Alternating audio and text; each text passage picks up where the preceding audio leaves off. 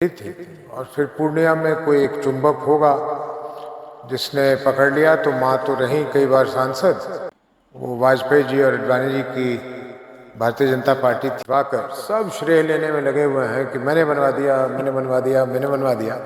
सच्चाई ये है कि 2014 में मैं चुनाव तो खैर हार गया था भारतीय जनता पार्टी में, उसके पीछे एक अलग कहानी है। ये उसकी श्रेय लेने के लिए इतने लोग खड़े हो जाते हैं जिनको दूर दूर से कोई लेना देना नहीं है।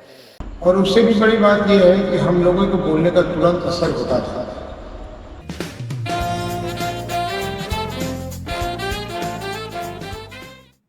बिहार में इन दिनों इलेक्शन का बहुत मौसम गर्म है और सभी पार्टियां अपने अपने प्रचार विचारधारा में लगी पड़ी हैं।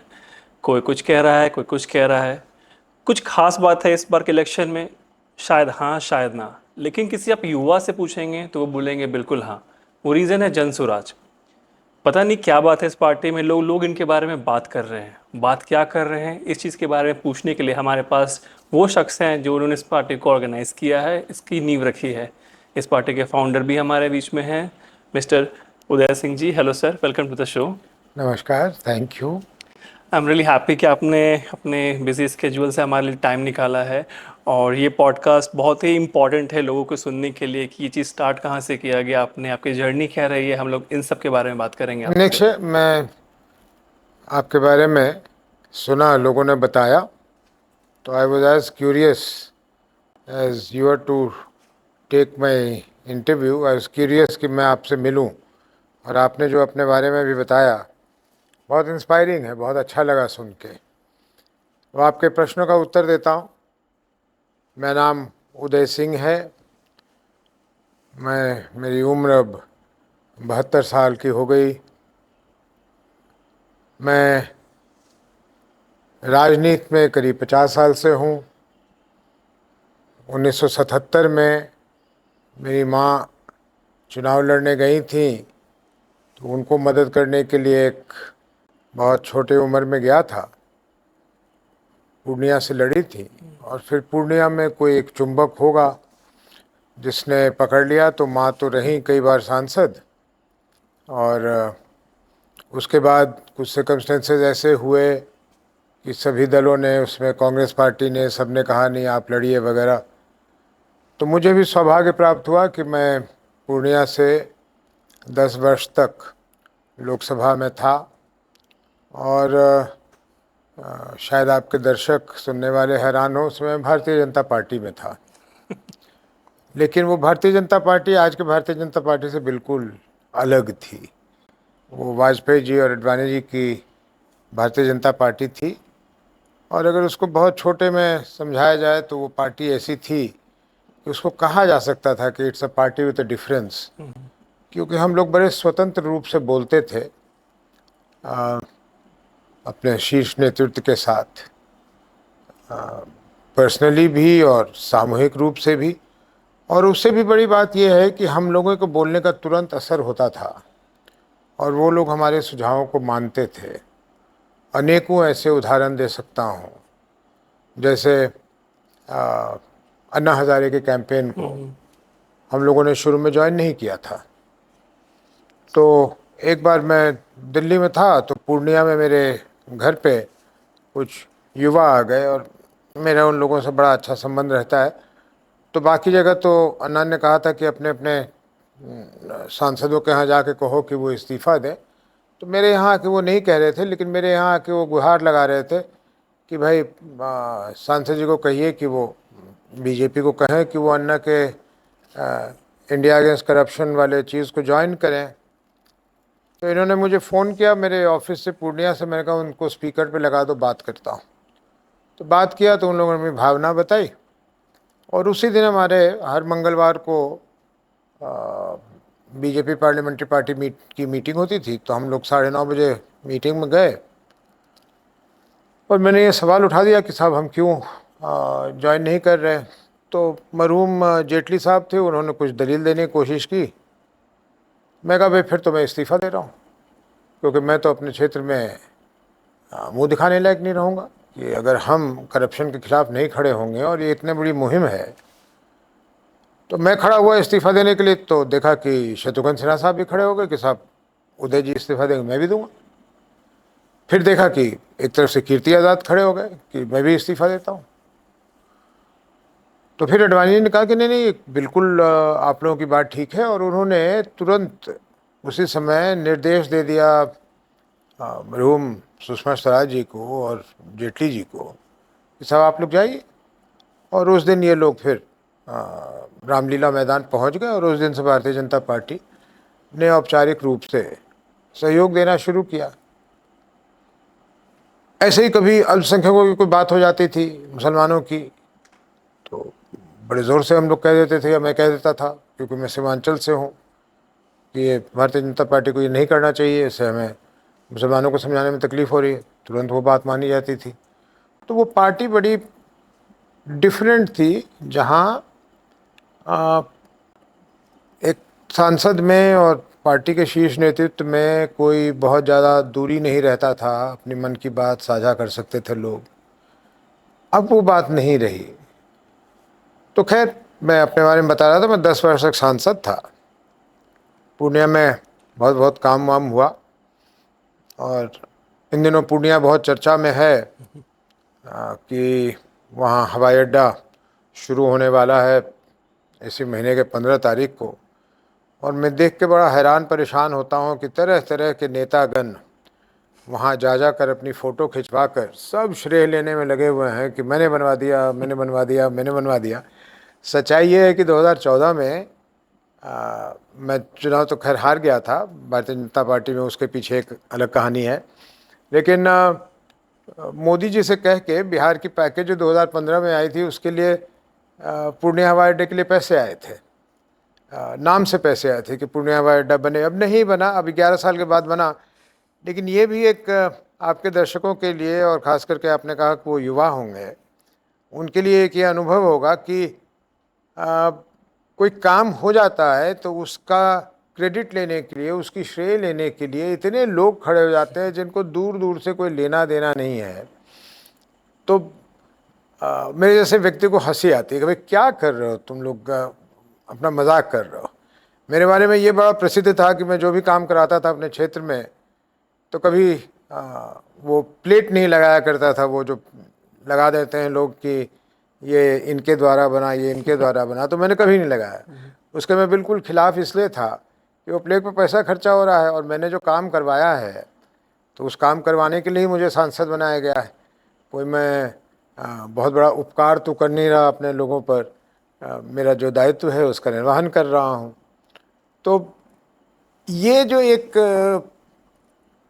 भविष्य के लिए, ये जो एक इंडिविजुअलिस्टिक टाइप की पॉलिटिक्स चल रही है, इससे थोड़ी सी अपने आप को, लोगों को परहेज़ करना चाहिए। और जो राजनीति में नए लोग आना चाहते हैं, उनसे मेरा ये उनको सुझाव होगा कि उनको अपने नाम की चिंता कम होनी चाहिए कि मेरा नाम तुरंत हो गया, क्योंकि तत्कालिक लोग आपके लिए जो कह लें, लेकिन कोई आदमी मूर्ख नहीं है। तो सभी लोग समझते हैं कि वो काम कैसे हुआ, क्यों हुआ, किसके प्रयासों से हुआ। प्रयास भर तो ठीक है, लेकिन मैं क्रेडिट ही ले लूँ। अब देखिए ना, एक विचित्र चीज़ शुरू हो गई, और ये बहुत खतरनाक है एक तरह से। आइडेंटिटी बेस्ड पॉलिटिक्स की एक सीमा होती है। कोई भी चीज़ केंद्र सरकार करती है, उसको वो कोशिश करते हैं कि किसी व्यक्ति के पीछे नाम रख दे, और नहीं कुछ मिलता है तो प्रधानमंत्री फलानी चीज़ कर देते हैं। वही चीज़ राज्यों में होता है, मुख्यमंत्री फलानी चीज़। भाई क्यों?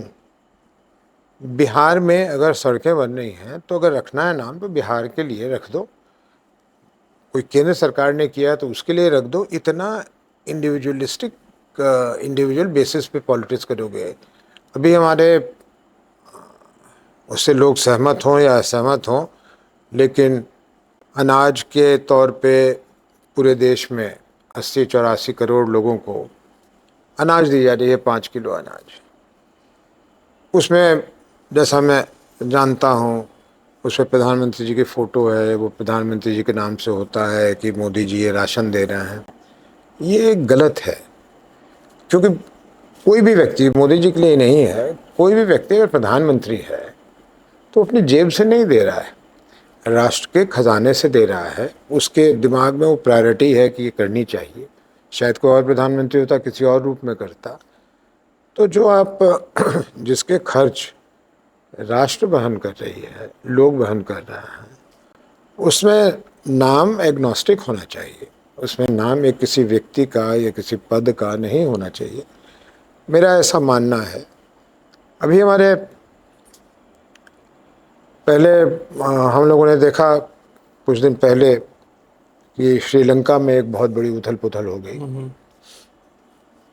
और अगर कारण छट के आएंगे तो वही आएगा कि बेरोज़गारी बढ़ गई, गरीबी बढ़ गई, लोगों की परेशानी बढ़ गई। अभी थोड़े दिन पहले बांग्लादेश में देखा कि भाई ठीक है, एक सरकार से, शेख हसीना से लोग नाराज़ हो गए, लेकिन क्यों नाराज़ हो गए? नाराज़ हो गए कि नेपोटिज़म उन्होंने बहुत देखा कि हाँ नेपोटिज़म हो रहा है, किसी एक पर्टिकुलर तबके को लाभ दिया जा रहा है। लेकिन उसके तह में भी जाइएगा तो वहाँ की गरीबी, वहाँ की बेरोज़गारी, और उससे जो उत्पन्न होता है समाज में एक आक्रोश, वो बढ़ा। तो बांग्लादेश में तो ट्रिगर पॉइंट्स होते हैं, कोई ट्रिगर पॉइंट हर जगह होता है, किसी भी मूवमेंट का, रेवोल्यूशन का, एजिटेशन का कोई ट्रिगर पॉइंट होता है। तो बांग्लादेश में वो ट्रिगर पॉइंट हो गया। अभी हमारे बगल में नेपाल में लोग कहते हैं कि भाई सोशल मीडिया को बैन करने से वो ट्रिगर पॉइंट हो गया, लेकिन गुस्सा नाराज़गी क्या है? नाराज़गी वही नेपोटिज़म,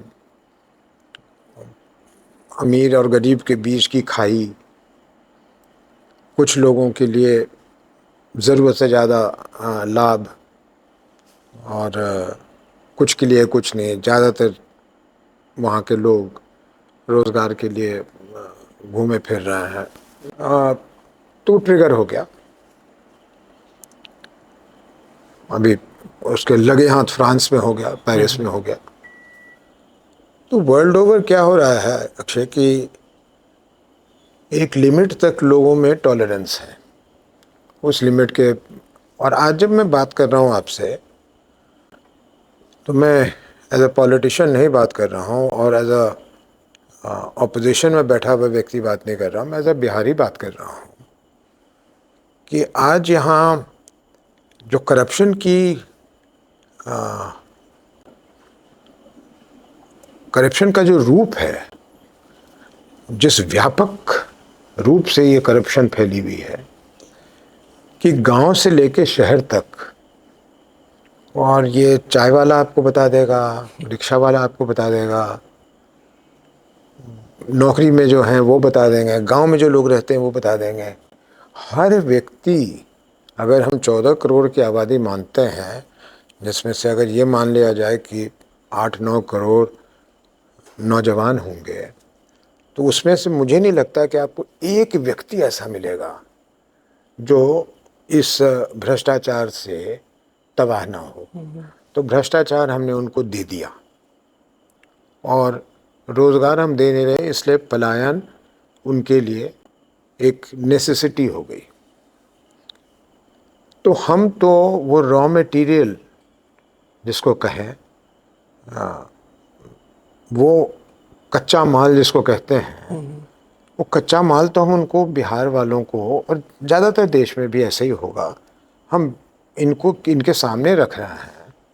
तो कल अगर ये उग्रता इनकी बढ़ गई, इनकी असंतोष उस लेवल पे पहुंच गया कि ये कहीं नेपाल वाली बात या बांग्लादेश वाली बात या श्रीलंका वाली बात हमारे यहाँ हो जाए, तो क्या होगा?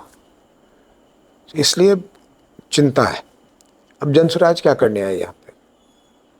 जनसुराज में वैसे तो सबसे आगे प्रशांत किशोर जी, और प्रशांत किशोर जी के साथ मैं क्योंकि शुरू से हूँ तो मैं भी हूँ, तो उसको मान लीजिए कि मैं भी हूँ।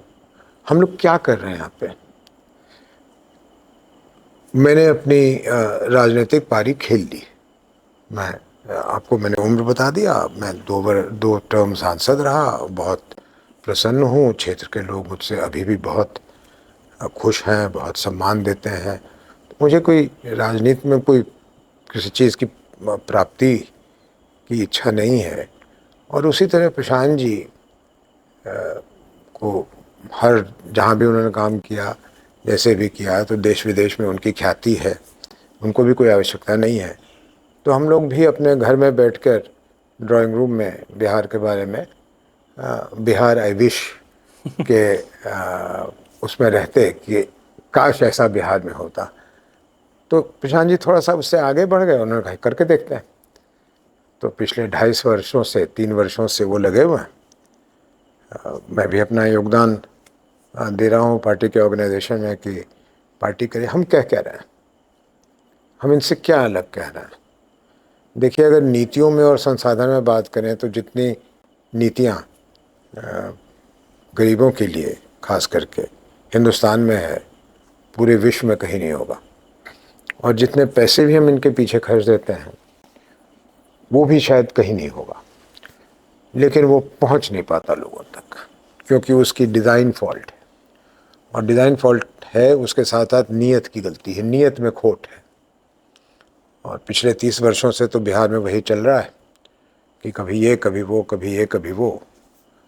और कुछ नैरेटिव ऐसा बन गया जिसके कारण एक दूसरे के नफ़रत या डर के बीच में बिहार की पॉलिटिक्स रह गई। एक तरफ नफ़रत के मारे लोग वोट देते हैं क्योंकि उनको समाज में अलग किया गया है। उस आपके पॉडकास्ट में मैं उन चीज़ों में नहीं जाना चाहता। एक तरफ नफ़रत की वजह से वोट देते हैं और दूसरी तरफ डर के वोट देते हैं कि वोट नहीं देंगे तो वो आ जाएगा। तो ये नफ़रत और डर के बीच की जो राजनीति चली, इसने बहुत नुकसान पहुंचाया हमें। और बिहार में प्रगति हुई है नहीं, इन 30 वर्षों में हुई। सड़कें बनी, पुल बने, बिजली की सुविधा बढ़ी, लेकिन मेरे समझ से ये अधूरी विकास है या विकास नहीं है। क्योंकि विकास का पैमाना क्या होना चाहिए? विकास का पैमाना होना चाहिए कि आप गांव में गए और वहाँ की जो बूढ़ी महिला है उसके चेहरे पे आपसे बात करते हुए एक मुस्कान दिखे, एक उसके चेहरे पे हंसी दिखे, तब आप समझ सकते हैं कि यहाँ पे सेटिस्फैक्शन लेवल। मुझे लोग कहते थे जब मैं सांसद था कि हाँ बहुत काम करवा दिया। मैं कहना, वो चेहरे पे मुस्कान कहाँ है? जिस दिन वो मुस्कान आएगा मैं समझूंगा काम हो गया, नहीं तो उसके बिना तो सब कुछ अधूरा है। यहाँ लोगों में सेटिस्फैक्शन कोशंट बहुत लो है। हर आदमी गांव में हो, शहर में हो, कहीं भी हो, परेशान है। उसके चेहरे पे एक नेचुरल हंसी नहीं है। मैं और मेरे फैमिली परिवार के लोग, मेरे एक बेटा है एक बेटी है, तो गाड़ी में कहीं निकलते हैं तो एक दूसरे को कहते हैं कि देखो बेटा, वॉच दी अदर कार्स। कोई ऐसा ड्राइवर नहीं तुमको मिलेगा जो हंस रहा हो। हर आदमी किसी एक शिकन में है, कुछ सोच के जा रहा है, कुछ परेशान। क्यों इतनी परेशानी है, मेरे समझ के बाहर है। वेल, जो आपने बात एक्सप्लेन की बहुत ही डीप था, और इस पॉडकास्ट को स्टार्ट करने के लिए इससे अच्छा कुछ हो नहीं सकता है। हमने आपके बारे में एक स्टडी किया, रिसर्च किया, जब से हमें मालूम चला कि हम आपसे मिलने वाले हैं। और आपकी एक फैमिली लेगेसी रही है, जो कि घर में आईपीएस भी हैं, आईएएस भी हैं, पॉलिटिशियंस भी हैं। अपने माँ के बारे में बताया। हम पूछना चाहेंगे आपसे, जन स्वराज है क्या और क्यों है आपके नज़र में ये चीज़? जन स्वराज बेसिकली लोगों को जगाने का प्रयास है। किस चीज़ के लिए जगाना है? कि वो अपने वोट का, वो वोट की कीमत समझें। वो 5 किलो अनाज नहीं है, वो 500 रुपये, 1000 रुपये नहीं है। वो वोट में वो ताकत है कि सामूहिक रूप से वो वोट उनकी ज़िंदगी बदल सकता है। और बिहार में खास करके, जैसा मैंने एक्सप्लेन किया, उसको लोगों ने उस तरह से इस्तेमाल नहीं किया है। नफ़रत में किया है, डर में किया है, जात में किया है, धर्म में किया है, पार्टी के नाम पे किया है, जाति के नाम पे किया है, तरह तरह से किया है। लेकिन कभी भी उन्होंने अपने वोट की ताकत को इस्तेमाल इसलिए नहीं किया है कि हमें ये चाहिए और हमें ये मिलना चाहिए। तो हम बतलाने की कोशिश कर रहे हैं, बल्कि अगर आप प्रशांत किशोर जी की किसी भी सभा की भाषण को देखेंगे तो वो गिनवाते हैं कि जो जिस चीज़ के लिए तुमने वोट किया तुमको मिला है। तुमने 5 किलो राशन के लिए किया, चलो 5 किलो नहीं मिलता, 4 किलो मिलता है। तुमने मंदिर मस्जिद के लिए वोट किया, देखो मंदिर बन गया है। तुमने गैस सिलेंडर के वोट किया था, गैस सिलेंडर तुमको मिला। अब उसकी रिफिल तुम करा सको ना करा सको वो अलग बात है, लेकिन गैस सिलेंडर तुमको मिला। तुमने नीतीश कुमार जी को सड़क को बिजली के लिए दिया था, सड़क को बिजली बढ़ी। तो जिस भी चीज़ के लिए तुमने वोट दिया वो तुमको मिली, लेकिन कभी तुमने इसके लिए वोट दिया कि तुम्हारी ज़िंदगी में, तुम्हारे बच्चों की ज़िंदगी में एक सुधार आ जाए, ताकि उससे एक दूसरा रास्ता निकल सके। हमारे यहाँ शिक्षा की व्यवस्था नाम के लिए है, और ये तो मैं समझता हूँ कि दक्षिण राज्यों को छोड़कर पूरे हिंदुस्तान की स्थिति है। इमारत बन गए हैं, शिक्षक नहीं हैं। शिक्षक हैं तो उनमें गुणवत्ता नहीं है कि वो पढ़ा सकें। शिक्षक भी है, स्कूल भी है, तो बच्चे नहीं हैं। ये मिड डे मील स्कीम के नाम पर हमने ज़्यादातर बिहार में, और मैं समझता हूँ उत्तर प्रदेश में, तो हमने स्कूलों को एक तरह का कैंटीन बना दिया है कि बच्चे आए, खिचड़ी खाए, चले गए, भाग गए। तो अगर आप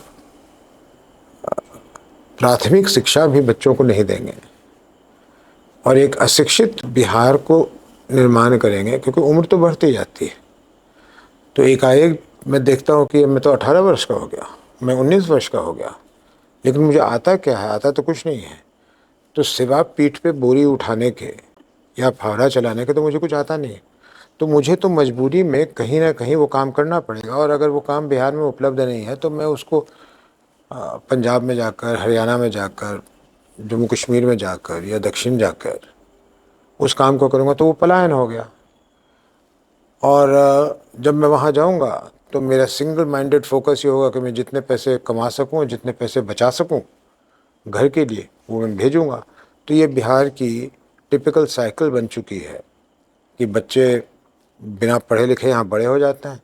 जैसे ही वो इस लायक हो जाते हैं कि वो किसी काम में लग सकते हो, तो वो काम करने के लिए बाहर चले जाते हैं। जन स्वराज की सोच है कि भाई ये जो लो पेइंग जॉब्स हैं 10,000 15,000 की, वो कम से कम हम यहाँ उसको उपलब्ध करा दें, ताकि वो छोड़कर बिहार ना जाए।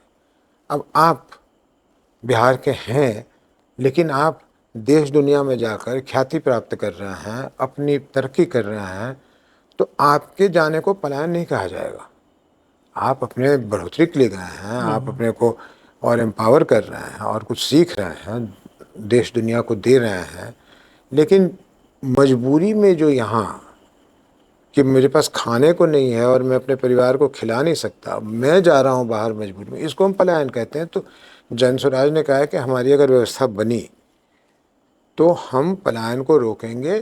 लोकल लेवल पे कम से कम 10 से 15,000 रुपये महीने की आमदनी के साथ जो भी वो काम हो जाए, और वो काम कैसे होगा? हवा से तो होगा नहीं। वो काम ऐसे होगा कि पंचायतों के स्तर पे, प्रखंडों के स्तर पे या जिला के स्तर पे हम छोटे छोटे भी उद्योग अगर लगाएंगे सच मायने में, तो ये एम्प्लॉयमेंट अब यहाँ जनरेट कर सकता है। क्या इसका ओवरनाइट रिजल्ट मिलेगा? नहीं। ओवरनाइट एफर्ट शुरू होगा, ओवरनाइट प्लानिंग होगी, ओवरनाइट उस पर काम किया जाएगा। एफर्ट का रिज़ल्ट कल सुबह होते नहीं आएगा, लेकिन महीने 2 महीने में इसके तरफ जो एफर्ट होगा, और इसका फिर डोमिनो इफेक्ट होता है।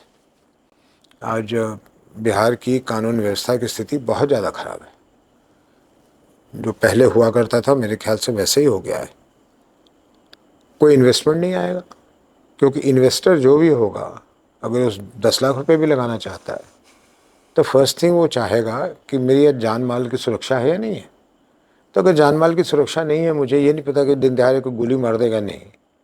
जो हुआ करता था बिहार में, बीच में सुधर गया था, नीतीश जी ने ही सुधारा था, नीतीश जी ने खराब कर दिया। तो वो क्यों आएगा इन्वेस्ट करने? और अगर इन्वेस्ट करने नहीं आएगा और यहाँ कोई इकाई ही नहीं लगेगी, कोई यूनिट ही नहीं लगेगा, तो एम्प्लॉयमेंट कहाँ से जनरेट होगा?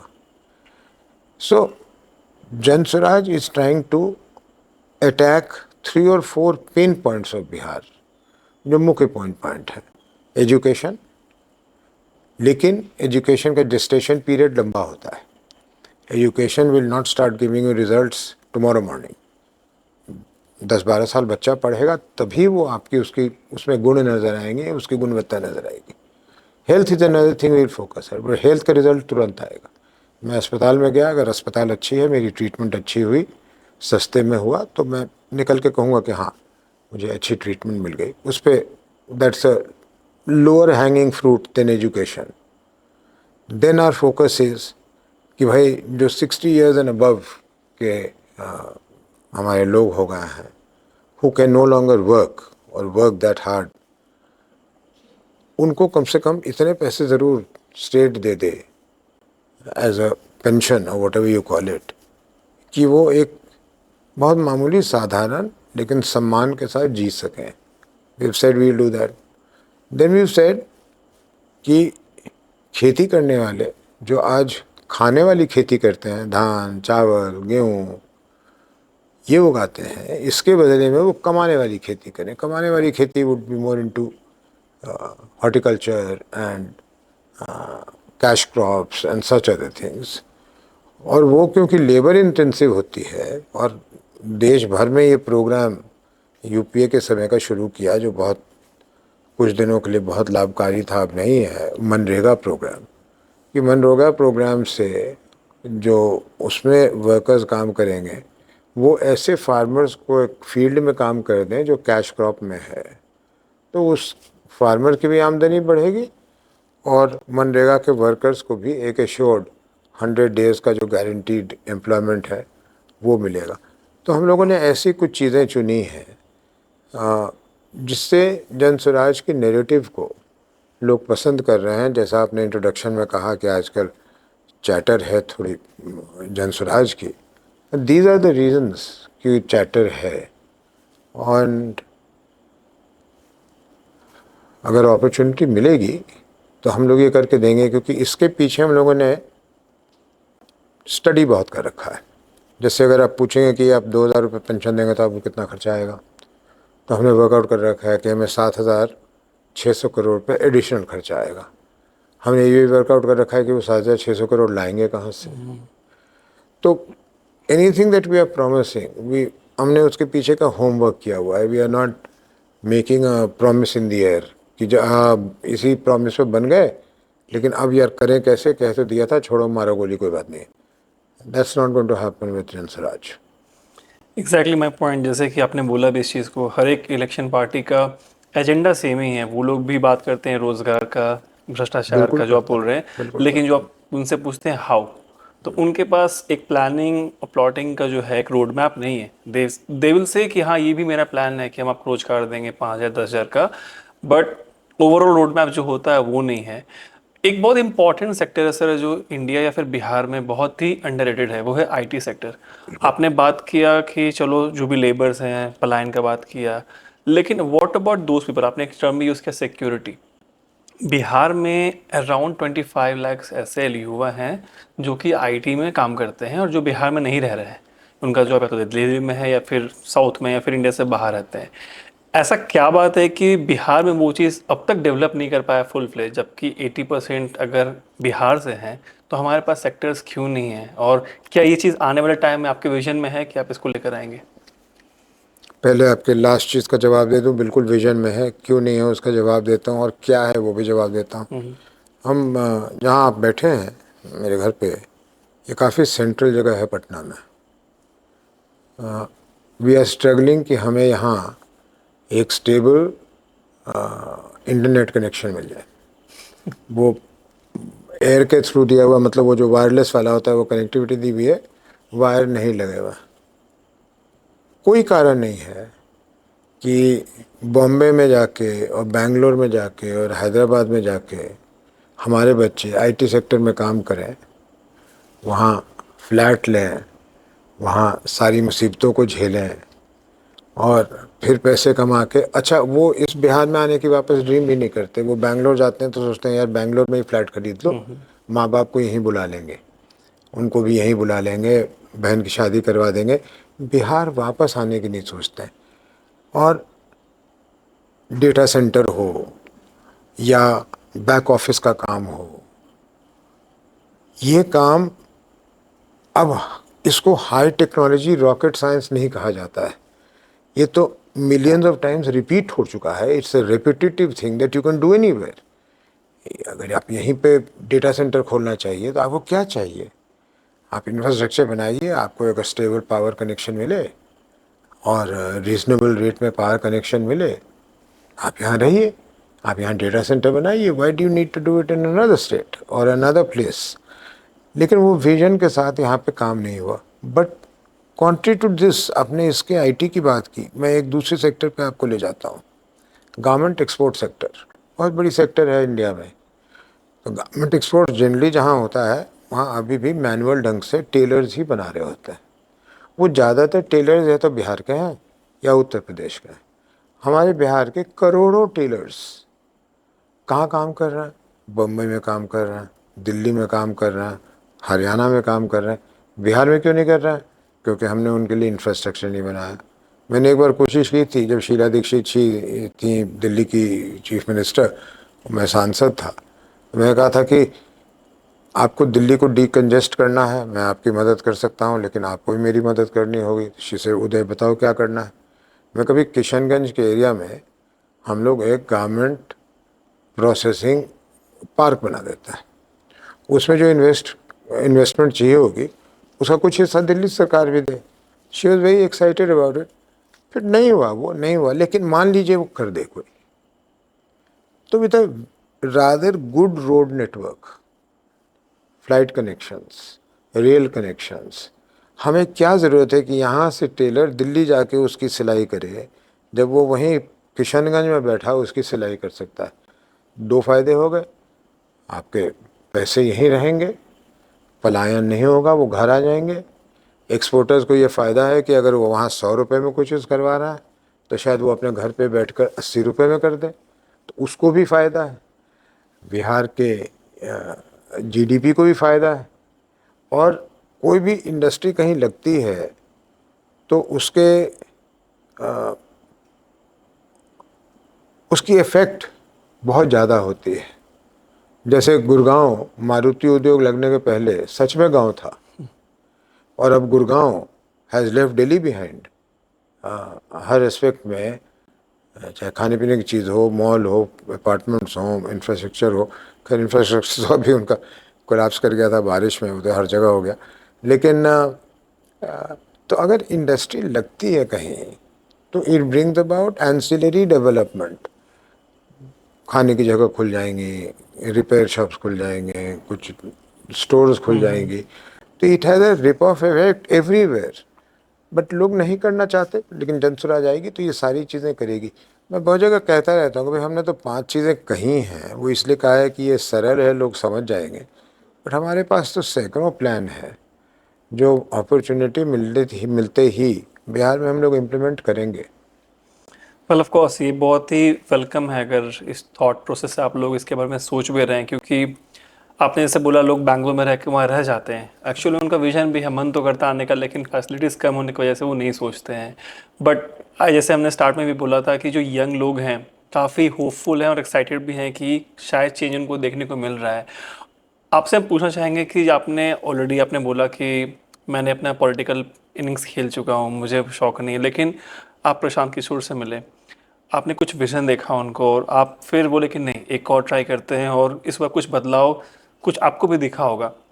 हम आपसे पूछना चाहेंगे कि वो एज अ लीडर कैसे हैं प्रशांत किशोर, आप उनसे कब मिले और आपने उनमें क्या ऐसा खास बात देखा कि आपको मजबूर किया कि नहीं ये चीज़ है जो मैं एक्चुअल में करना चाहता हूँ। मिलते रहा उनको 2018-19 से, फिर हमारी घनिष्ठता बढ़ गई। दिल्ली में वो भी थे बंगाल के बाद, बंगाल इलेक्शन के बाद। मैं भी दिल्ली में ही अमूमन रहता हूँ और हम लोगों का घर बहुत पास में है, तो मिलना शुरू किया। भाई बिहार के लिए स्पार्क तो हमेशा ही होता है। I probably have it till the last day of my life कि बिहार में कुछ बिहार है विश हो जाए। तो बात होते होते बात निकली कि बिहार में करना चाहिए। आपने पूछा वो लीडर कैसे है? बड़े ही रेस्टिव आदमी है, इतने रेस्टिव हैं कि वो कोई चीज़ सोच लेते हैं तो जब तक वो कर नहीं लेते उनको लगता है कि ये तो टाइम वेस्ट हो गया। और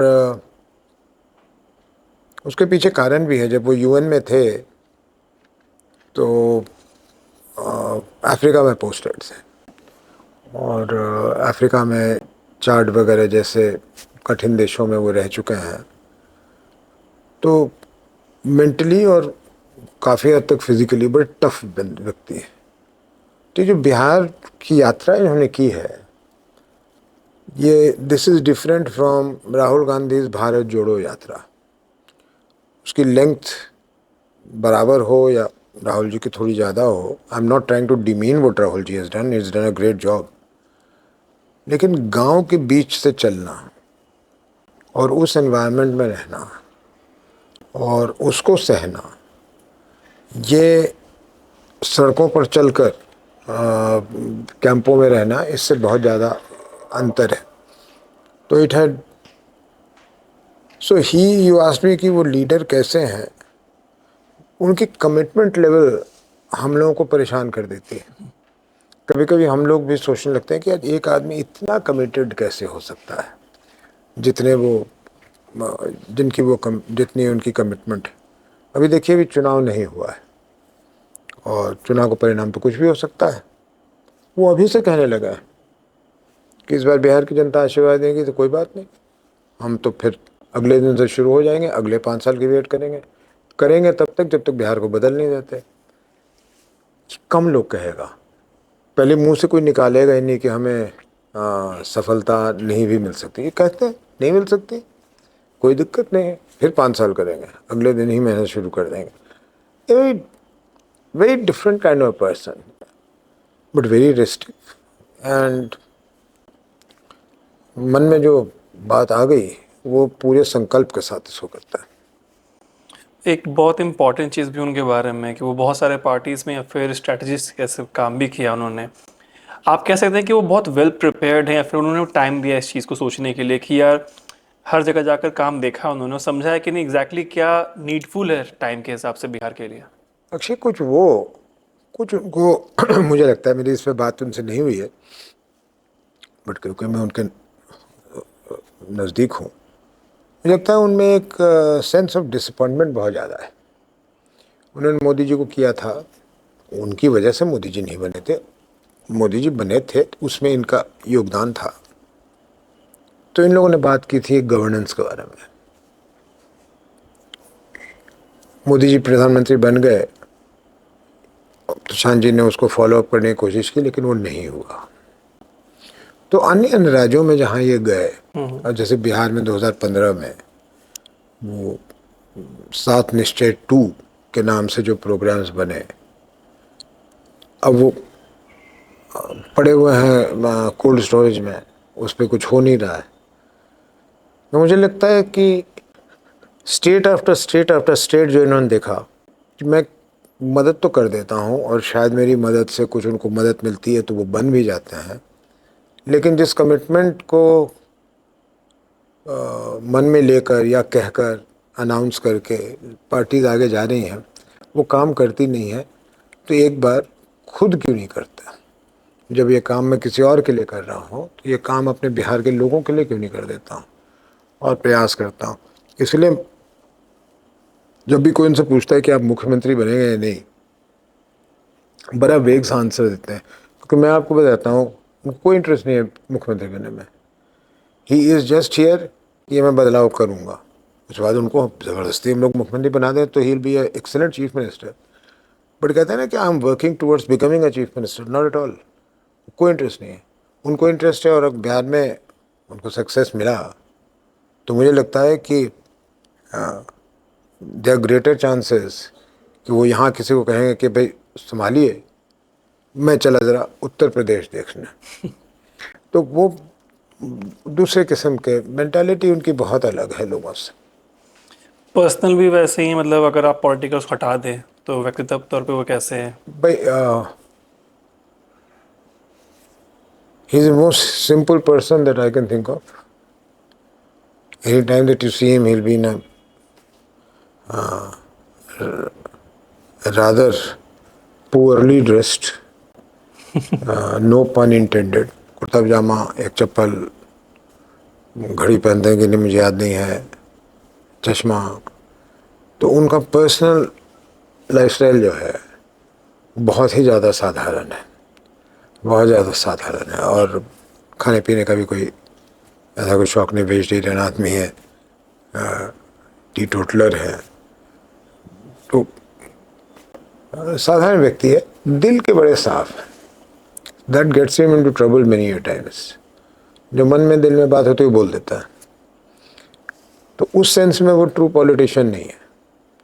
हम लोगों का we are trained by this thing कि झूठ नहीं भी बोलना है, जो नहीं बोलना चाहिए, लेकिन कोई अनकंफर्टेबल सवाल भी आता है या जिस सवाल का हम फ्रंटली आंसर नहीं देना चाहते हैं, तो we know the art of diverting that question in another direction और डिफ्लेक्टिंग इट और डूइंग समथिंग विथ इट, ताकि मुझे फ्रंटली आंसर ना देना पड़े। उनसे पूछो वो बता देंगे। तो वो कई बार वो अपने आप को एम्बैरसमेंट में भी डाल लेते हैं, लेकिन वो बोलते सच हैं।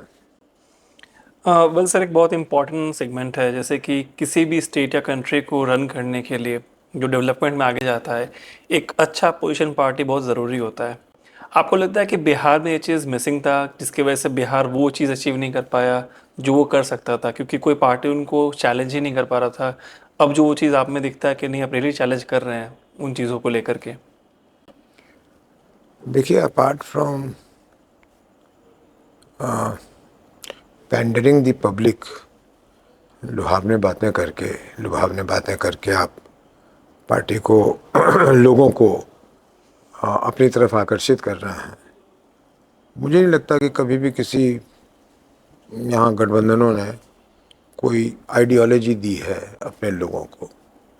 आफ्टर एक पार्टी है तो उसकी आइडियोलॉजी होनी चाहिए। कि आप मुझसे पूछिए कि आपकी क्या आइडियोलॉजी है, तो मैं कहूँगा भाई उसका सम एंड सब्सटेंस ये है कि हम थोड़े लेफ्ट ऑफ सेंटर हैं और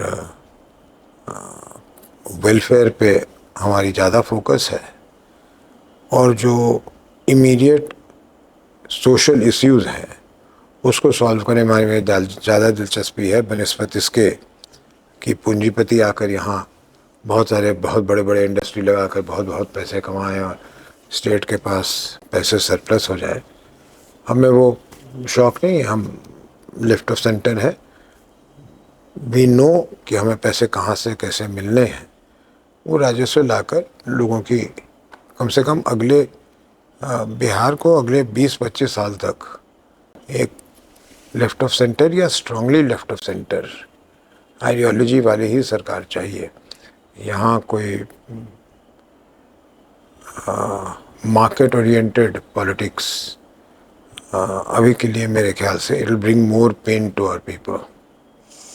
एक बहुत इम्पोर्टेंट आपसे हम पूछना चाहते हैं कि बिहार में आपने बहुत जगह काम किया है, आपने बीजेपी के लिए भी काम किया, कांग्रेस के लिए भी काम किया। कंपेयर टू दैट टाइम आज का कांग्रेस और आज का बीजेपी कैसा है? बहुत ज़्यादा डिटेरिएशन हो गई है। बहुत दुख है ये कहने में। मैंने आपको बीजेपी का डिस्क्राइब किया, वही हाल मोटे तौर पे कांग्रेस की है। एक ही नेता मुझे दिखता है जिसमें कमिटमेंट लेवल में कभी कमी नहीं दिखती और जो हारने से नहीं डरता है। देखिए, हारने से नहीं डरना भी एक बहुत बड़ा क्वालिटी होता है और पॉलिटिशियंस के लिए बहुत इम्पोर्टेंट है। They must know how to accept defeat, face defeat and not put their heads down और droop their shoulders. Rahul Gandhi में ये स्ट्रेंथ है और इसको मैं स्ट्रेंथ ऑफ कैरेक्टर कहूँगा। जो व्यक्ति वो बोलता है उस पर अडिग रहता है and more often than not he is proved correct. ज़्यादातर समय उनकी बात जो बोलते हैं वो सच साबित हो जाता है। किसी चीज़ के बारे में बोलते हो, उस समय के लिए बहुत अनपॉपुलर होते हैं कि ये बेवकूफ़ है, ये इसको कुछ नहीं पता है, इसको पॉलिटिक्स नहीं आता है, लेकिन वो बोलता अडिग रहता है। हारता है उसको फ़र्क नहीं पड़ता, he gets up and he is on the road again. वो बहुत अच्छी क्वालिटी है and sooner than later he will get rewarded for it. लोग देख रहे हैं, उसको ये मिलेगा। लेकिन otherwise by and large politics ने अपने आप को डिबेस कर लिया है। आप लेवल ऑफ डिबेट देखो। कभी सोच सकते थे कि प्रधानमंत्री इस तरह की भाषण देगा या कोई मंत्री इस तरह की भाषण देगा या मुख्यमंत्री इस तरह की भाषण देगा? ये जब हम लोग यंगर थे और पॉलिटिक्स करते थे कभी नहीं सोच सकते थे। और इसलिए ऑपोजिशन में भी थे, मैं बीजेपी में था, doctor Manmohan Singh prime minister थे, we'd be harsh with him for policy matters but we'd never harsh on him in a personal matter. Personal we used to hold him in the highest regard. आज वो नहीं है, आज तो personal गाली गलौज होने लगता है। और सबसे हैरानी की बात है कि समाज इसको एक्सेप्ट कर लेता है कि मैं किसी के बारे में अपशब्द बोलता हूँ तो समाज इंस्टेड ऑफ टेलिंग मी कि यार माइंड योर लैंग्वेज, वो ताली बजाने लगता है। तो ये पॉलिटिक्स से बहुत डिबेस हुआ है। कुछ मेरा सवाल बचेगा आपसे। आपने बीजेपी में बहुत क्लोजली काम किया है, आपने मोदी जी के साथ भी काम किया है, उनके बारे में कुछ बताइए। आपको पर्सनली और प्रोफेशनली वो कैसे लगते हैं? Modi ji is a very patient listener, सुनते बड़े ध्यान से। अगर उन्होंने बुलाया है आपको किसी विषय पर बात करने तो सुनते बड़े ध्यान से हैं, लेकिन ज़्यादातर समय वो अपना मन बना चुके होते हैं। आपके पास सुन जरूर लेंगे, करेंगे वो जो उनको करना है। और एक विपरीत चीज़ दिख रही है। मैं उनको सोचता था कि वो इंसानों को बहुत बढ़िया से पहचानता है, लेकिन प्रधानमंत्री बनने के बाद मैं देख रहा हूँ कि कई बार ऐसे लोगों को चुनते हैं कि उनमें कहीं से कोई गुण नज़र नहीं आता, लेकिन उसको वो चुन लेते हैं। तो शक होने लगता है कि भाई कैन ही जज अ पर्सन और नॉट। जो राहुल जी के लिए मैंने कहा था उसका उल्टा मोदी जी के लिए है। राहुल जी हार से घबराते रहे, मोदी जी हार एक्सेप्ट ही नहीं कर सकते। चाहे वो म्यूनिसपैलिटी की चुनाव क्यों ना हो, वो उसमें लग जाएंगे, वो हार को नहीं एक्सेप्ट कर सकते। ये थोड़ी सी विचित्रता है उनकी। और हमने बहुत सारी बातें की आपसे। प्रशांत किशोर आपके पार्टी को लीड कर रहे हैं, आप देखते हैं वो कितने रिजिड हैं और कितने पैशनेट होकर काम करते हैं। Passionate is the right word for him. आपको उनके बराबर, उनके क्लोज बाय कौन लगता है कि अपार्ट फ्रॉम राहुल गांधी कि हाँ ये बिल्कुल उस रोड पे है जैसे ये हैं, या फिर कोई भी नहीं है? अभी तो भाई सच पूछिए तो नहीं है। जब शुरू हुए थे तो जगन ने थोड़े दिन के लिए, वो जगन मोहन रेड्डी ने थोड़े दिन के लिए वो प्रॉमिस दिखाया था, फिर वो तो कहीं और चले गए। नहीं, इस समय में तो मुझे प्रशांत जी के नज़दीक ना कमिटमेंट में, ना कॉम्पिटेंस में, मुझे अभी इनके नज़दीक तो कोई नहीं दिखाई देता है। बिकॉज मैं ढूंढ ही गलत जगह रहा हूँ। मैं पॉलिटिशियंस के दरमियान कंपैरिजन ढूंढ रहा हूँ एक ऐसे व्यक्ति का जो एक कॉन्सुमेट पॉलिटिशियन नहीं है।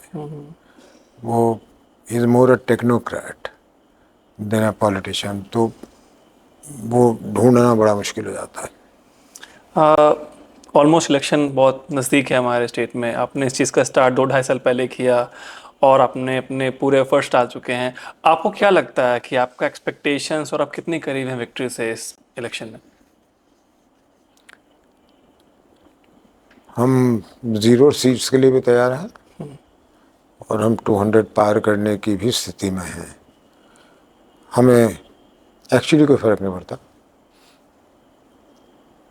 हमने अपना काम किया है, बड़ी शिद्दत और ईमानदारी से की है, तो इसलिए होपफुल है कि बिहार की जनता हमारे एफर्ट्स को रिकॉग्नाइज़ करेगी। लेकिन नहीं भी रिकॉग्नाइज़ करती तो हमारा रिज़ॉल्व, जिसके बारे में मैं पहले कह रहा था कि बिहार को बदलने की रिज़ॉल्व, इसमें कहीं डेंट नहीं होने वाला है।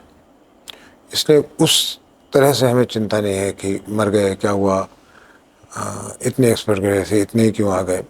हमारी ऐसी कोई चाहत है न। मैं समझाया कि हम कोई सरकार नहीं बनाना चाहते, हम बिहार बदलना चाहते हैं। दोनों में बहुत अंतर है। तो सरकार बन गई तो बहुत अच्छा, इट हेल्प्स, नहीं बनी तो भी कोई बात नहीं, हम अपने काम में लगे रहेंगे। बट शायद यही वजह भी है कि छोटे बच्चे से लेकर हाईली स्किल्ड से लेकर जो बाहर भी काम कर रहे हैं वो बहुत अप्रिशिएट करते हैं। अगर आप सोशल मीडिया का टाइम चल रहा है सर, अगर आप कमेंट्स भी पढ़ेंगे ना तो वो बहुत अप्रिशिएट करते हैं जिस तरह से आप लोग बात को प्रेजेंट करते हैं। प्रोमिस वो भी दे रहे हैं, प्रोमिस आप भी दे रहे हैं, तरीका होता है बताने का, तरीका होता है समझाने का, और वो चीज़ बिल्कुल डिफरेंट हो जाता है जब आप खुद को देखेंगे कैमरे के सामने और उस इंसान को देखेंगे जो ये चीज़ पहले भी कह चुका है। और आई रियली फील कि एक चेंज है जो कि युवा के अंदर आया हुआ है और बहुत अप्रिशिएट भी करते हैं इस चीज़ को। हम चाहते हैं आप हमारे युवा जो भी व्यूअर्स हैं उनको एक मैसेज दें अपने बिहाफ में। प्लानिंग की बात नहीं करेंगे, मैसेज देना चाहेंगे कि वो चेंज के लिए वो भी रिस्पॉन्सिबल है। आप उनसे क्या एक्सपेक्ट करते हैं? एक ही चीज़ कहना चाहूँगा, पढ़ लिख लिया है, नौकरी कर रहे हैं, काम कर रहे हैं, लेकिन राजनीति भी एक ऑप्शन आपके लिए होनी चाहिए। मैं अपने समय से नोटिस कर रहा हूँ, और ये 91 से बात कर रहा हूँ, कि अच्छे पढ़े लिखे लोगों को कहते हैं कि आइए पॉलिटिक्स में, तो वो मुस्कुरा देते हैं या हंस देते हैं या कन्नी कटा लेते हैं। एक चीज़ रियलाइज़ कीजिए, जब तक यहाँ जमहूरियत रहेगी, जब तक यहाँ लोकतंत्र रहेगा, तो कोई ना कोई व्यक्ति तो एमएलए और एमपी बनेगा ही, और उनमें से ही कोई ना कोई व्यक्ति प्रधानमंत्री और मुख्यमंत्री बनेगा। तो अगर आप अपने आप को कटा हुआ रखेंगे, इसमें आपकी कुछ सहभागिता नहीं होगी, जबकि आप सक्षम हैं, पढ़े लिखे हैं, तो फिर सिर्फ कंप्लेन करने की अधिकार भी आपके पास नहीं होनी चाहिए। आप आइए, हाँ रिस्क है, क्यों नहीं है, लेकिन कुछ कुछ गलत धारणाएं हैं। एक गलत धारणा तो ये है कि बिना पैसों के राजनीति नहीं होता, गलत बात है ये। हाँ, आपके पास पैसे हैं, आप आके 1000 करोड़ रुपया खर्चिए, वो आपकी इच्छा है, लेकिन नहीं भी खर्चिएगा तो आपको राजनीति में आने से कोई रोक नहीं सकता।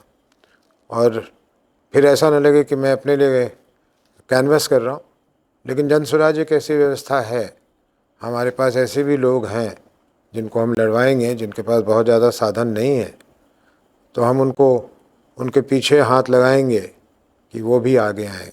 इसलिए अगर आप बिहार के हैं खास करके, और पढ़े लिखे हैं, और अपने पाँव पे खड़े होने की ताकत है आप में, तो आपको राजनीति की तरफ एक विकल्प के रूप में ज़रूर सोचना चाहिए। मेरी आप सबों को बहुत बहुत शुभकामनाएं। वेल ये मैसेज आई बिलीव जो भी लिसनर्स हैं, व्यूअर्स हैं, उनके लिए जाएगा। और आई थिंक ये चीज़ ऑलरेडी मैसेज पहुंच चुका है, बट इनके मुंह से ही जाना, इनके प्रेजेंटली बताना, तो आई फील आपको भी एक चेंज में पार्ट बनना पड़ेगा जैसे इन्होंने बताया। सर ये शो का स्टार्ट हमने बेटर ब्रेक थ्रू स्टार्ट किया है बिहार के लिए ही सिंपली, ताकि हमारा मैसेज वो हर एक व्यक्ति तक पहुँचे जो कि हमारे फील्ड के हैं या फिर जो एक रियल लाइफ फाइटर्स हैं जिनमें एक बिलीफ है कि हम कुछ कर सकते हैं। However they lack platform, they lack the confidence to come up and speak about themselves. How you feel being on this show and particularly this platform जो कि आप जैसे लोगों को या फिर बहुत से ऐसे लोगों को प्रोवाइड कर रहा है अपॉर्चुनिटी कि आप यूथ को कनेक्ट करें और बात पहुंचाएं ताकि वो चेंज में पार्टिसिपेट करें? I can only say I am thrilled तुमसे मिलके अक्षय, और तुम्हारे इस सोच को देखकर। अपने फिश का नाम तुमने फाइटर रखा है, ये फाइटर्स के लिए प्लेटफॉर्म होना चाहिए। बुलाओ किसी को, उनसे सुन के, जो उधर सुन रहे हैं तुम्हारे, वो अपने लाइफ में फाइटर्स हैं, उनको सीखना चाहिए और थोड़ी रिस्क लेने की कैपेसिटी को बढ़ाना चाहिए।